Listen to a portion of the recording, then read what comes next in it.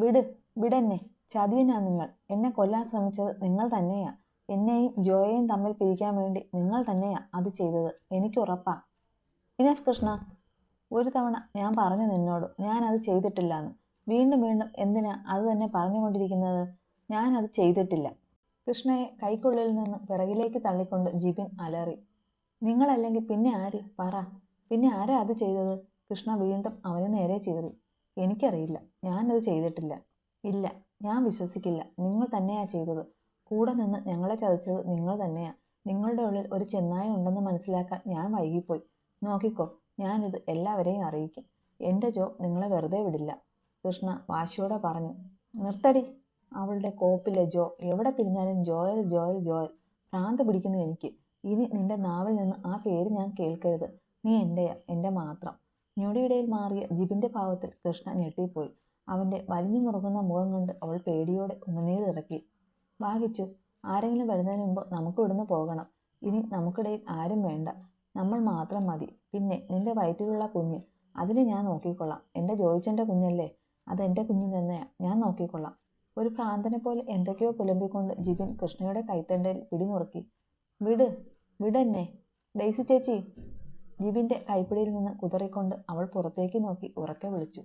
അവൾ വിളിച്ചതും ഡെയ്സി അവിടേക്ക് വന്നതും ഒരുമിച്ചായിരുന്നു. കൃഷ്ണയുടെ മുറിയിൽ നിന്നും എന്തൊക്കെയോ ശബ്ദം കേട്ട് സംശയം തോന്നി അവിടേക്ക് വന്നതായിരുന്നു ഡെയ്സി. റൂമിലേക്ക് കയറുമ്പോൾ കണ്ട കാഴ്ചയിൽ അവർ ആദ്യം ഒന്ന് പകച്ചുപോയി. പിന്നെ വേഗം റൂമിലേക്ക് ഓടിക്കയറി. എന്നതാ കുഞ്ഞെ ഈ കാണിക്കുന്നത്? മോളെ വിട്. ജിബിൻ പിടിച്ചിരിക്കുന്ന കൃഷ്ണയുടെ കൈ അവനിൽ നിന്ന് മോചിപ്പിക്കാൻ ശ്രമിച്ചുകൊണ്ട് ഡെയ്സി ആവലാതിയോടെ പറഞ്ഞു. അങ്ങോട്ട് മാറി നിൽക്ക് തള്ളേ.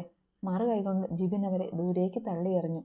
ജിബിൻ്റെ തള്ളിൽ അവർ തെറിച്ചുപോയി ഡോറിൻ്റെ സൈഡിൽ തലയിടിച്ച് താഴെ വീണു. അവരുടെ നെറ്റി പൊട്ടി ചോര കൈകളിലേക്ക് ഒഴുകാൻ തുടങ്ങി. അയ്യോ ചേച്ചി. കൃഷ്ണ ജിബിൻ്റെ കൈ ബലമായി പിടിച്ചു മാറ്റി ഡെയ്സിക്കരികിലേക്ക് ഓടി. പക്ഷേ അപ്പോഴേക്കും അവരുടെ ബോധം പോയിരുന്നു. ചേച്ചി, കണ്ണു തുറക്ക്. ചേച്ചി, അയ്യോ. അവളുടെ നെറ്റിയിൽ നിന്ന് ഒഴുകുന്ന ചോര കണ്ട് ഭയന്ന് അവൾ ഡെയ്സിയുടെ കവിൾ തട്ടി വിളിച്ചു നോക്കി. പക്ഷേ അവർ ഉണർന്നില്ല. അവരെ വിട്ടേക്ക് കിച്ചു. നീ എൻ്റെ കൂടെ വാ. നമുക്ക് വേഗം ഇവിടെ നിന്ന് പോകണം. ജോയിച്ചൻ തിരിച്ചു വരുന്നതിന് മുമ്പ് നമുക്ക് ഇവിടുന്ന് പോകണം. നിലത്ത് നിന്ന് കൃഷ്ണയെ വലിച്ചെഴുന്നേൽപ്പിച്ചുകൊണ്ട് ജിബിൻ പറഞ്ഞു. വിട്, വിടെന്നെ. വിട് ജിബിച്ചാ. അവൻ്റെ കൈ തട്ടിയെറിഞ്ഞ് അവനെ സർവ്വശക്തിയും എടുത്ത് പിറകിലേക്ക് തള്ളിക്കൊണ്ട് കൃഷ്ണ മുറിവിട്ട് പുറത്തേക്ക് ഓടി. ഡി. അവളുടെ പ്രവൃത്തിയിൽ കുപിതനായ ജിബിൻ അവൾക്ക് പിറകെ പുറത്തേക്ക് വേഗത്തിൽ ഓടി. നിൽക്ക് കിച്ചു. എത്ര ഓടിയാലും നിന്നെ ഇനി ആർക്കും വിട്ടുകൊടുക്കില്ല ഞാൻ. നീ എൻ്റെയാ, എൻ്റെ മാത്രം. നിങ്ങളുടെ ഈ ആഗ്രഹം ഒരിക്കലും നടക്കില്ല ജിബിച്ച. ഞാൻ എൻ്റെ ജോയുടേതാണ്. അവൻ എനിക്കുള്ളതും. അവിടെ മറ്റാർക്കും സ്ഥാനമില്ല. ഈ ജന്മം എൻ്റെ ജോ അല്ലാതെ മറ്റൊരു പാതി കൃഷ്ണയ്ക്ക് ഉണ്ടാവില്ല. ഓടുന്നതിനിടെ താഴേക്കുള്ള സ്റ്റെപ്പിനരികിൽ നിന്നുകൊണ്ട് തിരിഞ്ഞു നോക്കി കൃഷ്ണ ജിബിനെ വെല്ലുവിളിച്ചു. സമ്മതിക്കില്ല കിച്ചു. അവനിനി നിന്നെ ഞാൻ വിട്ടുകൊടുക്കില്ല. നാണമാകുന്നില്ലേ നിനക്ക്? നിന്നെ ഉപയോഗിച്ചതിന് ശേഷം വലിച്ചെറിഞ്ഞ വെറുമൊരു ചെറ്റയായ അവനെ ഇനിയും സ്നേഹിക്കാനും വിശ്വസിക്കാനും പുച്ഛം തോന്നുന്നു എനിക്ക് നിന്നോട്. അവന് നിന്നോടുള്ളത് പ്രണയമായിരുന്നില്ല കിച്ചു. അത് വെറും കാമമായിരുന്നു. അതുകൊണ്ടാണ് അവൻ നിന്നെ പാതി വഴിയിൽ ഉപേക്ഷിച്ചത്. നിന്നെ ആത്മാർത്ഥമായി പ്രണയിച്ചത് ഞാനാണ് കിച്ചു. അപ്പോൾ നിന്നെ സ്വന്തമാക്കാനുള്ള അവകാശവും എനിക്കല്ലേ? അവൾക്കടുത്തേക്ക് വന്നുകൊണ്ട് പുച്ഛത്തോടെ ജിബിൻ അത് പറയുമ്പോൾ മുഖമടച്ചൊരടിയായിരുന്നു അതിനുള്ള കൃഷ്ണയുടെ മറുപടി. എന്തു പറഞ്ഞടാ നായേ? എൻ്റെ ജോയയെപ്പറ്റി പറയാൻ നിനക്ക് എന്ത് യോഗ്യതയുള്ളത്? അവൻ്റെ കരുതലും പ്രണയവും ആവോളം അനുഭവിച്ചവളാണ് ഞാൻ. അതിലൊരിക്കലും കാമമുണ്ടായിരുന്നില്ല. അങ്ങനെ ഉണ്ടായിരുന്നുവെങ്കിൽ കൃഷ്ണ ഇന്ന് ജീവനോടെ ഉണ്ടാവുമായില്ലായിരുന്നു. ചെയ്തു പോയൊരു തെറ്റിൻ്റെ പേരിൽ എൻ്റെ കാല് പിടിച്ച് മാപ്പ് പറയാൻ തയ്യാറാവന എൻ്റെ ജോ. അവനെയാ നീ? പറഞ്ഞു നിർത്തി അവൻ്റെ മറുകവളിലും കൈവീശി ആഞ്ഞടിച്ചു കൃഷ്ണ. പൊയ്ക്കോ എൻ്റെ കൺമുന്നിൽ നിന്ന്. ഇല്ലെങ്കിൽ നിന്നെ ഞാൻ. കൃഷ്ണയുടെ കണ്ണുകൾ ചുവന്നു കലങ്ങി അതിൽ നിന്ന് ചൂടു കണ്ണുനീർ പുറത്തേക്കൊഴുകി. പക്ഷേ അവളെ ഞെട്ടിച്ചുകൊണ്ട് അവൾക്ക് നേരെ ക്രൂരമായ മുഖഭാവത്തോടെ നടന്നു വരുന്ന ജിബിനെ കണ്ട് കൃഷ്ണ പേടിയോടെ രണ്ടടി പിറകിലേക്ക് നീങ്ങി. അടുത്തേക്ക് വരരുത് ജിബിച്ച. അവൾ അവനെ തടയാൻ ശ്രമിച്ചു. ഇല്ല കിച്ചു. നീ എന്നെ എത്ര ആട്ടി ഓടിച്ചാലും ഇനി നിന്നിൽ നിന്നൊരു മടങ്ങിപ്പോക്ക് ജിബിനില്ല. പറയുന്നതിനൊപ്പം ജിബിൻ മുന്നോട്ട് നടന്നു. അതിനനുസരിച്ച് കൃഷ്ണ പിറകിലേക്കും. പക്ഷേ അവൻ അടുത്തേക്ക് വരുന്നതിനനുസരിച്ച് പിറകിലേക്ക് നീങ്ങിയ കൃഷ്ണയുടെ അവസാനത്തെ ചുവട് പതിഞ്ഞത് മുകളിൽ നിന്ന് താഴേക്കുള്ള സ്റ്റെയറിൻ്റെ ആദ്യ പടിയുടെ അറ്റത്തായാണ്. കാൽപാദം നന്നായി നിലത്തുറയ്ക്കാത്തത് കൊണ്ട് തന്നെ ബാലൻസ് തെറ്റി അവൾ പിറകിലേക്ക് മറിഞ്ഞു. ഒരു നിലവിളിയോടെ കൃഷ്ണ സ്റ്റെപ്പുകളുടെ ഉരുണ്ട് ഹാളിലെ നിലത്തേക്ക് തെറിച്ചു വീണു. ആ അമ്മേ. കിച്ചു. അവളുടെ പ്രതീക്ഷിക്കാതെയുള്ള വീഴ്ചയിൽ പകച്ചു നിന്ന ജിബിൻ പെട്ടെന്ന് ബോധം വീണതുപോലെ താഴേക്ക് ഓടിയിറങ്ങി. കിച്ചു, മോളെ! അവളെ നിലത്ത് നിന്ന് വാരിയെടുത്ത് അവൻ മടിയിലേക്ക് കിടത്തി. അവളുടെ തലയിൽ നിന്ന് ഒഴുകിയിറങ്ങുന്ന രക്തത്തുള്ളികൾ ജിബിൻ്റെ ഷർട്ടിലും പാൻസിലും ആകെ പടർന്നു. ജിബിച്ച, എൻ്റെ കുഞ്ഞിന് എന്തെങ്കിലും പറ്റിയാൽ എൻ്റെ ജോയ്ക്ക് അത് സഹിക്കാൻ കഴിയില്ല. എന്നെ ഹോസ്പിറ്റലിൽ കൊണ്ടുപോവോ പ്ലീസ്? ജിബിൻ്റെ ഷർട്ടിൽ കൈ ചുറ്റി പിടിച്ചുകൊണ്ട് കൃഷ്ണ പിടഞ്ഞു. അവളുടെ കണ്ണുകളിൽ നിറഞ്ഞത് യാചനയായിരുന്നു. അപ്പോഴേക്കും അവൾ ഉടുത്തിരുന്ന സാരിയെ നനയിച്ചുകൊണ്ട് അരയ്ക്ക് താഴേക്ക് കാലുകളിലൂടെ കൊഴുത്ത രക്തം ഒഴുകിയിറങ്ങാൻ തുടങ്ങിയിരുന്നു. മരിക്കാൻ പോകുമ്പോഴും നീ ജോയലിനെ മാത്രമേ പ്രണയിക്കൂ, അല്ലേ കൃഷ്ണ? ജിബിൻ്റെ വാക്കുകളിൽ പുച്ഛം നിറഞ്ഞിരുന്നു. വേദനയാൽ പിടയുമ്പോഴും ജിബിൻ്റെ വാക്കുകൾ കൃഷ്ണയെ വല്ലാതെ നോവിച്ചു. താൻ സ്വന്തം സഹോദരനായി കണ്ട മനുഷ്യൻ. അവളുടെ കണ്ണുകൾ അവൻ്റെ മുഖത്താകെ ഓടി നടന്നു. പക്ഷേ അവൻ്റെ മുഖത്ത് ഇപ്പോഴും പുച്ഛഭാവമാണ്. ജിബിൻ്റെ കൈകൾ കൃഷ്ണയിൽ നിന്നും അയഞ്ഞു. അവൻ പതിയെ അവളെ നിലത്തേക്ക് കിടത്തി. പിന്നെ നിലത്തുനിന്ന് എഴുന്നേറ്റ് മുന്നിലെ വാതിൽ ലക്ഷ്യമാക്കി നടന്നു.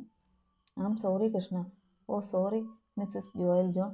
നിന്നെ രക്ഷിക്കാൻ എനിക്ക് കഴിയില്ല. നീ ജീവനോടെ ഉണ്ടായാലും എനിക്ക് നിന്നെ കിട്ടില്ല. അതുകൊണ്ട് എൻ്റെ പ്രണയം ഇവിടെ അവസാനിച്ചോട്ടെ. വാതിൽ തുറന്ന് പുറത്തേക്ക് ഇറങ്ങുന്നതിന് മുമ്പ് തിരിഞ്ഞു നോക്കി ഒരു പുച്ഛത്തോടെ പറഞ്ഞുകൊണ്ട് അവൻ ഇരുട്ടിലേക്ക് നടന്നു നീങ്ങി. ജിബിച്ച! കൈകൾ ഉയർത്തി പതിയെ അവൻ പോകുന്ന ദിശയിലേക്ക് നീട്ടിക്കൊണ്ട് അവശതയോടെ കൃഷ്ണ വിളിച്ചു. പക്ഷേ അത് കേട്ടതായി ഭാവിക്കാതെ ജിബിൻ മുന്നോട്ട് നടന്നു. തന്നിൽ നിന്ന് ഒഴുകിപ്പോകുന്ന രക്തത്തിൻ്റെ അളവ് കൂടുന്തോറും കൃഷ്ണ വേദനയാൽ പിടഞ്ഞുകൊണ്ടിരുന്നു. അടിവയറ്റിലെ അസഹ്യമായ വേദനയിൽ അവൾ ആർത്തു കരഞ്ഞു.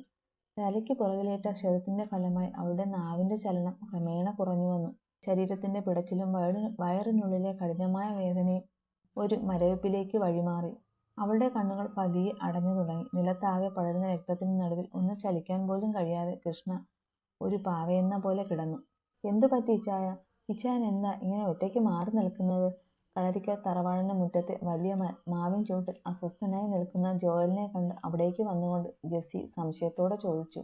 അറിയില്ലടി, ആകെ ഒരു വല്ലായ്മ, നെഞ്ചൊക്കെ വല്ലാതെ പിടയ്ക്കുന്നു. ഷർട്ടിന് മുകളിലൂടെ നെഞ്ചിൽ തടവിക്കൊണ്ട് ജോയൽ അസ്വസ്ഥതയോടെ പറഞ്ഞു. ഇതെന്താ ഇച്ചായ പെട്ടെന്ന് ഇങ്ങനെ? ഇച്ചായ ഡ്രിങ്ക്സ് അധികം കഴിച്ചോ? ഇല്ലടി, ഞാൻ കഴിച്ചില്ല. നമുക്കൊന്ന് വീട് വരെ പോയാലോ?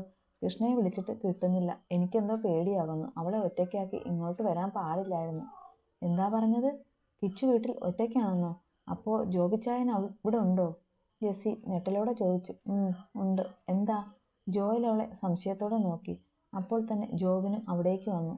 എന്താടാ, എന്തു പറ്റി? ജോബിൻ അങ്ങോട്ട് വന്ന് ജെസ്സിയെയും ജോയലിനെയും മാറി മാറി നോക്കിക്കൊണ്ട് ചോദിച്ചു.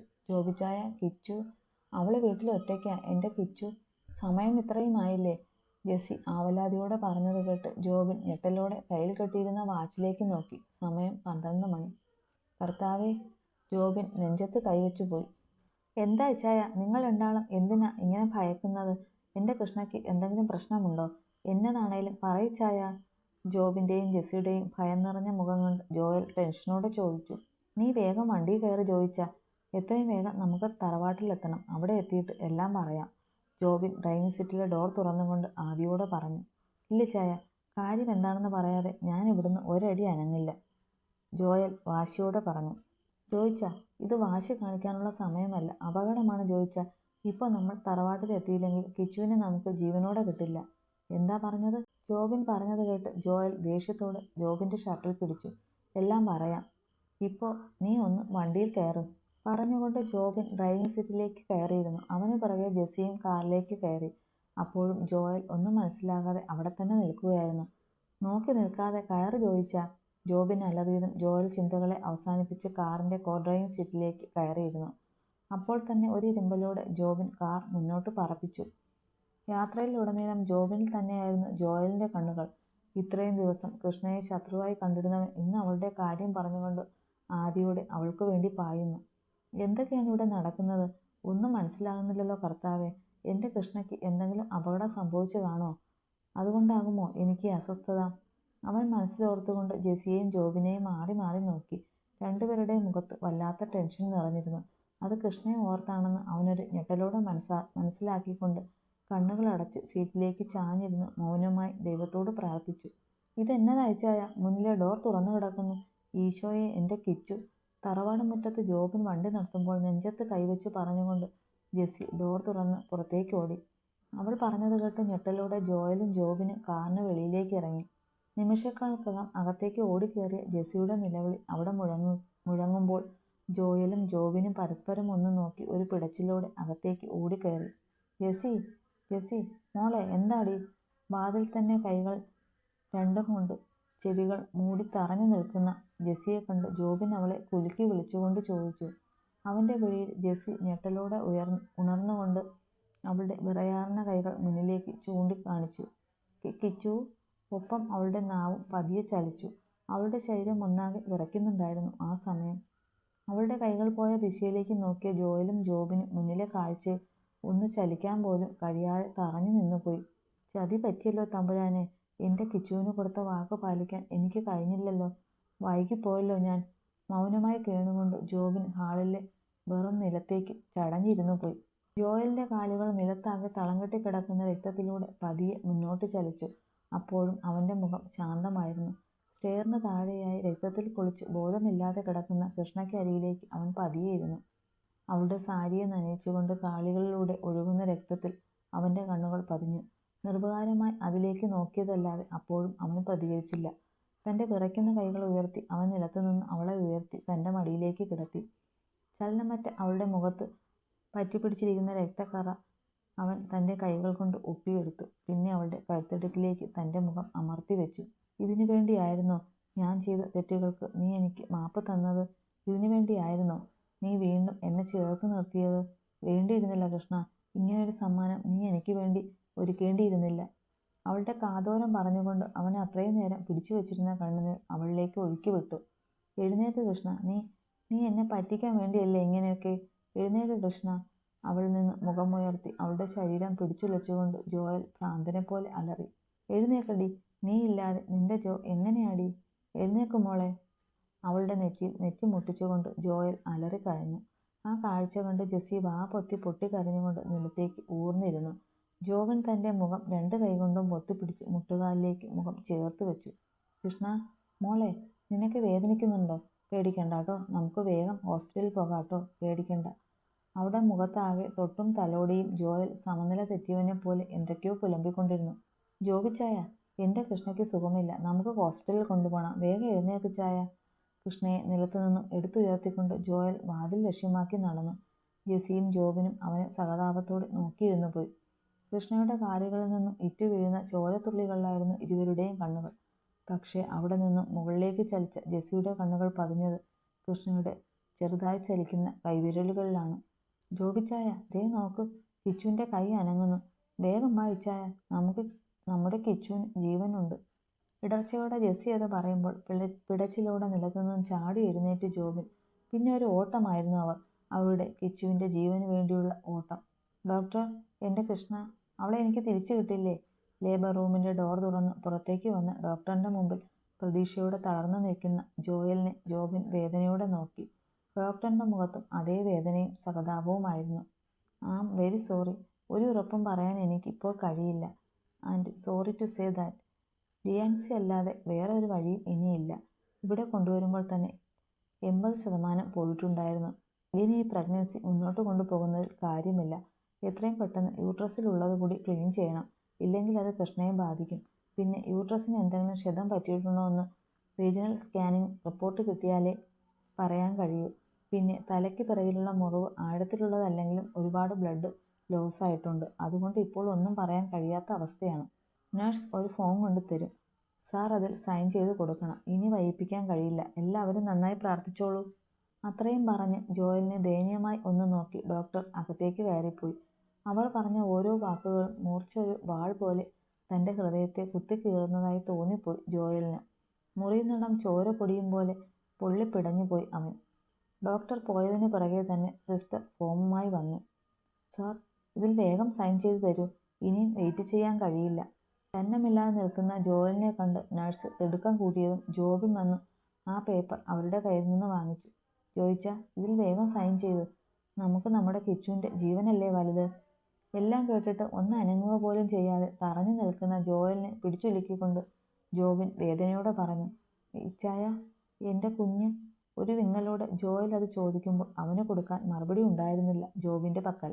ഇച്ചായ, ഇത് ഒപ്പിട്ട് കൊടുക്ക്. ഇല്ലെങ്കിൽ നമ്മുടെ കിച്ചു നമ്മളെ വിട്ടു പോകും. നോ. കരഞ്ഞുകൊണ്ട് ജെസ്സി അത് പറയുമ്പോൾ അവൾക്ക് നേരെ അലറുകയായിരുന്നു ജോയൽ. പിന്നീട് ഒന്നും ആലോചിക്കാതെ ജോബിൻ്റെ കയ്യിൽ നിന്നും പേപ്പർ വാങ്ങി വിറയാർന്ന കൈകളോടെ അവനതിൽ സൈൻ ചെയ്തു കൊടുത്തു. അപ്പോൾ തന്നെ പേപ്പറുമായി നഴ്സ് ഉള്ളിലേക്ക് കയറിപ്പോയി. അവർ പോയതും അലറിക്കരഞ്ഞുകൊണ്ട് ജോയൽ ഭിത്തിയിലൂടെ ഊർന്ന് നിലത്തേക്കിരുന്നു. ഇരു കൈകളും മുടിയിൽ കോർത്തു വലിച്ചുകൊണ്ട് അവൻ ആർത്തു കരഞ്ഞു. ആ കാഴ്ച കണ്ടു നിൽക്കാൻ കഴിയാതെ ജോബിൻ കോറിഡോറിലൂടെ അകലേക്ക് നടന്നു നീങ്ങി. ജെസ്സി മുഖം പൊത്തി കരഞ്ഞുകൊണ്ട് അവനൊപ്പം നിലത്തേക്കിരുന്നു. മിനിറ്റുകൾ യുഗങ്ങളായി തോന്നിപ്പോയ ഏതാനും മണിക്കൂറുകൾ കടന്നുപോയി. ജോയലിൻ്റെ തോളിൽ ചാരിയിരുന്ന് ഏങ്ങി ഏങ്ങി കരയുകയായിരുന്നു ജെസ്സി. അപ്പോഴും ഒന്നിലും പ്രതികരിക്കാതെ പാവകണക്കെ ഇരിക്കുകയാണ് ജോയൽ. മോനെ! അവിടേക്ക് ഓടി വന്നുള്ള ജോണിൻ്റെ വിളിയിൽ ജെസ്സി വേഗം നിലത്തുനിന്ന് ഞെട്ടിപ്പിടഞ്ഞ് എഴുന്നേറ്റു. അയാൾക്കൊപ്പം വന്ന ഷെർലിയും റോസിയും ജോസഫും ഉണ്ടായിരുന്നു. അപ്പാ, കിച്ചു, നമ്മുടെ വാവ പോയി അപ്പാ. ജെസ്സി പൊട്ടിക്കരഞ്ഞുകൊണ്ട് ജോണിൻ്റെ നെഞ്ചിലേക്ക് ചാഞ്ഞു. അവളെ ചേർത്ത് പിടിക്കാൻ പോലും കഴിയാതെ തകർന്നു നിന്നുപോയി ജോൺ. ജെസ്സി, എന്താ ഉണ്ടായത്? എൻ്റെ മോൾക്ക് എന്താ പറ്റിയത്? ഡോക്ടർ എന്തു പറഞ്ഞു? ജോണിൻ്റെ നെഞ്ചിൽ നിന്നും ജെസ്സിയെ പിടിച്ചു മാറ്റിക്കൊണ്ട് ഷെർലി കരഞ്ഞുകൊണ്ട് അത് ചോദിക്കുമ്പോൾ ഡോക്ടർ പറഞ്ഞത് ഓരോന്നും വിങ്ങലോടെ അവരെ അറിയിച്ചു. അവളിൽ നിന്ന് കേട്ട കാര്യങ്ങൾ സഹിക്കവയ്യാതെ ഷെർലിയും റോസിയും ഉച്ചത്തിൽ കരഞ്ഞുകൊണ്ട് അവിടെ ഇട്ടിരുന്ന ചെയറിലേക്ക് തളർന്നിരുന്നു. ദൂരെ മാറി നിന്ന ജോബിൻ അവർക്കടുത്തേക്ക് വന്ന് അവരെ സമാധാനിപ്പിക്കാൻ ശ്രമിച്ചു. എല്ലാം കണ്ടിട്ടും ജോയൽ അനങ്ങിയില്ല. മുട്ടുകാലിൽ മുഖമമർത്തി അവൻ മണിക്കൂറുകളോളം അതേ ഇരിപ്പ് തുടർന്നു.